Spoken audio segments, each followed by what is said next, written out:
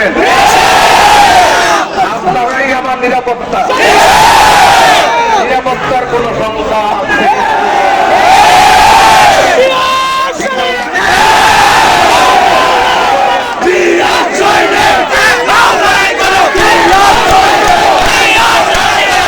সবাই তোমার পাশে আছি।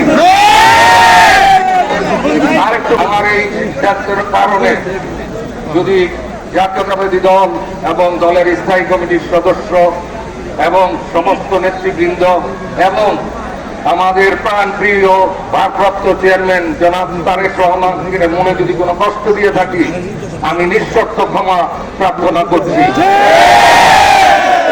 আগামী দিনে ইনশাআল্লাহ ভারপ্রাপ্ত চেয়ারম্যান জনাব তারেক রহমানের আগামীর বাংলাদেশ নিয়ে যে স্বপ্ন দেখেন, একসাথে যেখানে কাজে লাগাইতে চাই একসাথে আমরা কাজ করব। আমি ছিলাম আপনাদের, আমি আছি, আমি থাকবো ইনশাআল্লাহ।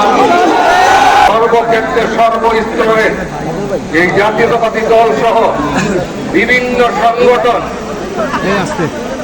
বিভিন্ন শ্রেণীর মানুষ, মা বোনেরা, বিভিন্ন ধর্মাবলম্বী যারা আছেন, সনাতনী ভাই ও বোনেরা, সমস্ত স্তর থেকে আমি দেখেছি তাদের ভালোবাসা। এবং গতকাল আমার কাছে একটা লোক জানতে চান যে আমার বাড়ি যারাও করবেন সনাতনী ভাইয়েরা যদি আমি নির্বাচন না করি।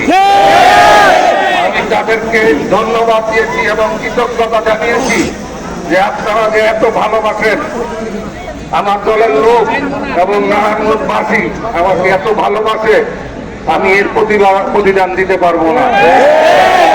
ইনশাআল্লাহ আমি চেষ্টা করব, ইনশাআল্লাহ আমি চেষ্টা করব আমার সারা জীবন সাথে থেকে কাজ করবো, সারা বাংলাদেশের জন্য কাজ করবো। আগামীর বাংলাদেশ হবে স্বপ্নের বাংলাদেশ, আগামীর বাংলাদেশ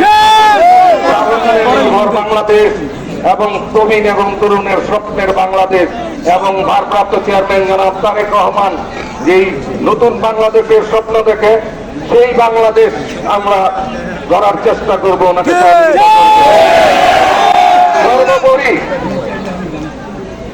সর্বোপরি আগামী নির্বাচনে আমরা ধানের শীষে সারা দেশে জয়যুক্ত করবো ইনশাআল্লাহ। জনাব ভারপ্রাপ্ত চেয়ারম্যান আমাকে নমিনেশন দিয়েছেন, দল আমাকে নমিনেশন দিয়েছেন। ইনশাআল্লাহ আগামী নির্বাচন ধানের শীষের পক্ষে নির্বাচন হবে।